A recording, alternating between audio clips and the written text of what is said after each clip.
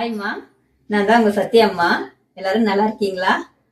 வாங்க, அம்மா இன்னைக்கு என்ன பண்ணலான்னா காய்கறி தேங்காய் பால்லாம் ஊற்றி ஒரு ஒயிட் கலர்ல ஒரு பிரிஞ்சி சாதம் செய்யலாங்கம்மா. தேவையான பொருளுங்கம்மா, பிரியாணி அரிசி இது. நம்ம இதுல ஒரு ஒரு கப்பு எடுத்துருக்குறோம்.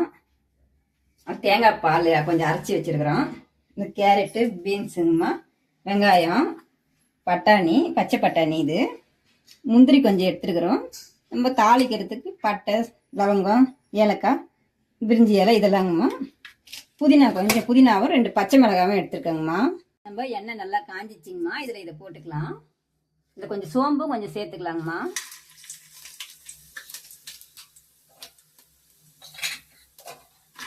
முந்திரி அதிலே கொஞ்சம் போட்டுக்கலாங்கம்மா. வெங்காயம் போட்டுக்கலாங்கம்மா.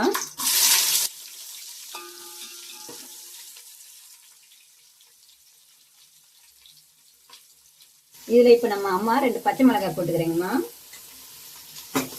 அது கூடவே கொஞ்சம் நம்ம பச்சை பட்டாணி வச்சிருக்கிறோம் இல்லையா, இது நம்ம ஊற வச்சிருக்கிறதால இந்த வெங்காயத்து கூடவே போட்டால் இதுவும் கொஞ்சம் நல்லாவே வெந்துருங்கம்மா. அதுக்கப்புறம் நம்ம மற்ற பொருள் போட்டுக்கலாங்கம்மா.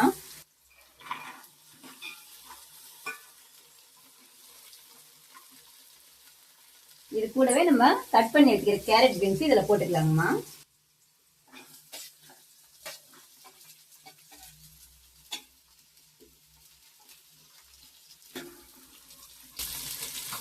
பார்க்கவே கலரா அழகா இருக்குங்கம்மா. இது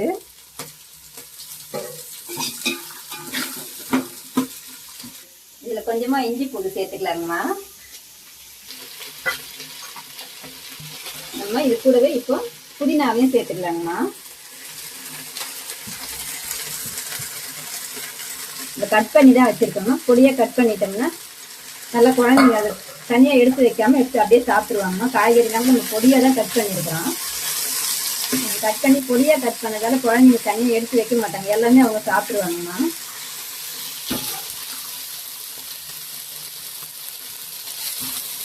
இது கொஞ்சம் நல்லா கொஞ்சம் நேரம் வேகட்டுங்கம்மா. கூடவே கொஞ்சம் உப்பு சேர்த்துடலாங்கம்மா.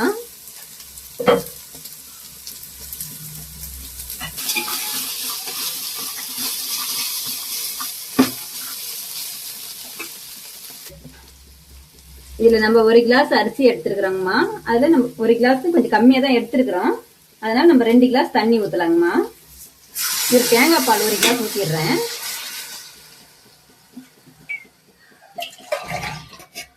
நம்ம தேங்காய் பால் எக்ஸ்ட்ரா இருந்தாலும் பரவாயில்லைங்கம்மா. அது கூட சேர்த்து தண்ணி ஊத்திக்கலாம்.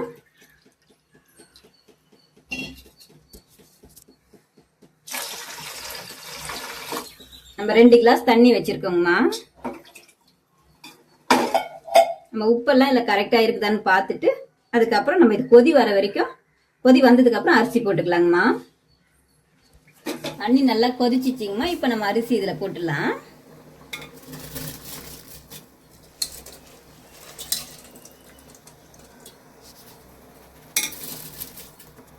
தண்ணிலாம் வத்திச்சான்னு பார்க்கலாம்.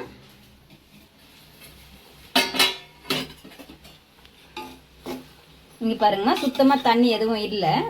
நம்ம இந்த நேரத்தில் டம் போட்டுடலாங்கம்மா. இது ஃபுல்லாக இந்த மாதிரி தடவிட்டு இப்படி தட்டை இப்படி வச்சுட்டு இதுக்கு மேலே கொஞ்சம் தண்ணி பிடிச்சி நம்ம இது மேலே இப்படி வச்சிடலாங்கம்மா. இது ஒரு 10 நிமிஷம் இப்படி இருக்கட்டுங்கம்மா. இது அதுக்கப்புறம் நம்ம ஓப்பன் பண்ணிக்கலாங்கம்மா. ஆயிடுச்சுங்க, நம்ம டம்மை எடுத்துடலாங்கம்மா.